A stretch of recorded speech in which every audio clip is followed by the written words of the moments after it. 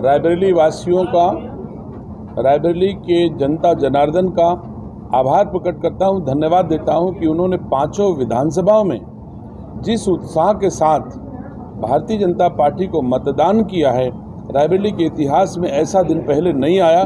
इसलिए मैं रायबरेली की देवतुल्य जनता का आभार प्रकट करता हूं, धन्यवाद देता हूं भारतीय जनता पार्टी के एक एक कार्यकर्ता का, जिन्होंने मन वचन कर्म से मेहनत परिश्रम करके रायबरेली में कमल खिलाने का काम किया। रायबरेली के पंचायत प्रतिनिधियों का हर प्रधान ने अपने गांव में कमल खिलाने का लगभग प्रयास किया और उन सब का सामूहिक प्रयास आज महसूस होता है कि वो लोग जो कभी वोट मांगने नहीं आते थे, वो चुनाव के दिन गांव की गलियों में, शहर की गलियों में सेल्फी खिंचाते घूमते जरूर दिखाई पड़े। जो महसूस होता है कि रायबरेली के देवतुल्य जनता ने, भारतीय जनता पार्टी के कार्यकर्ताओं ने, दिनेश सिंह के शुभचिंतकों ने मिल करके इतनी मेहनत कर दी कि उन लोगों को जो कभी चुनाव में नहीं आते थे, वो पोलिंग के दिन भी घूमते दिखाई पड़े। वायनाड में पोलिंग के दिन नहीं दिखाई पड़े, अमेठी में दिखाई पड़े जरूर थे पोलिंग के दिन घूमते हुए, और उसके बाद परिणाम आया कि उनको अमेठी छोड़ना पड़ा। तो मैं समझता हूँ रायबरेली में भी उनके लिए यह अशुभ ही होगा कि पोलिंग के दिन अगर गांव गली में घूम रहे हैं तो इसका मतलब कि उनको यहाँ से जाना तय है। वैसे हमने देखा लोग प्रियंका गांधी के भरोसे बड़ा चुनाव लड़ने आए थे। प्रियंका गांधी कैसे बिस्तर समेट के भागी हैं।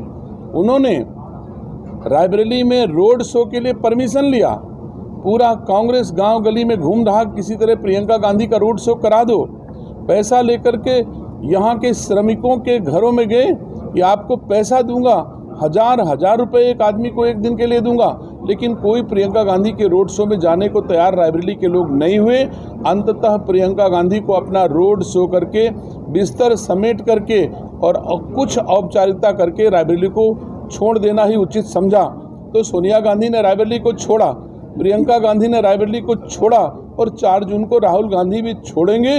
रायबरेली का बेटा रायबरेली के लोगों की सेवा करेगा, देश के प्रधानमंत्री रायबरेली का विकास करेंगे और रायबरेली एक नए मोड़ पर खड़े होकर के एक नई रायबरेली, एक नया इतिहास लिखने के लिए तैयार हुई है। मैं समझता हूँ भारतीय संस्कार संस्कृति के साथ दुनिया के स्तर पर बढ़ेगा। जो काम आज रायबरेली ने किया है, इसके लिए मैं रायबरेली वासियों को बहुत बहुत धन्यवाद देता हूँ। राहुल गांधी की हताशा का परिणाम था। राहुल गांधी ने प्रायोजित बायकॉट कराया। मैनपुर में जो सड़क के लिए बायकॉट हुआ, वो सड़क दिनेश सिंह ऑलरेडी बना रहे हैं। वहाँ पर गिट्टी गिरी है, वहाँ पर नालियाँ बन रही हैं, अप्रोच बन रहा है। तो मैं नहीं समझता कि वो कोई वाजिब कारण था। राहुल गांधी और कांग्रेस और समाजवादी पार्टी के कुछ कार्यकर्ताओं के द्वारा मैनेज करके इस कार्यक्रम को कराया गया कि किसी तरह राहुल गांधी मेहनत परिश्रम करके रायबरेली का वोट नहीं पा सकते तो कुछ तिकड़म ही किया जाए, शायद तिकड़म के बलबूते उनको वोट मिल जाए, लेकिन वो तिकड़म उनका सफल नहीं होगा।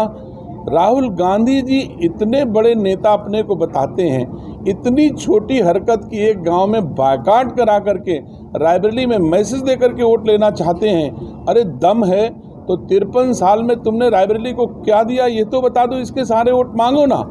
आप जो बेसिक गलती है, उनकी सबसे बड़ी बेसिक गलती है, रायबरेली के पहले सांसद उनके दादा थे, जिसका नाम तक राहुल गांधी, प्रियंका गांधी ने रायबरेली में लेना उचित नहीं समझा। जो पहले सांसद थे, जवाहरलाल नेहरू जी रायबरेली के कभी सांसद नहीं थे, उनका भी नाम लिया उन्होंने।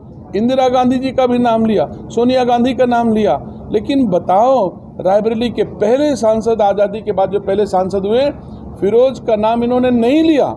जिसके नाम से वोट नहीं मिलता, राहुल जी उसको दादा मानने से इनकार कर देते हैं, तो रायबरेली की जनता कैसे भरोसा करेगी?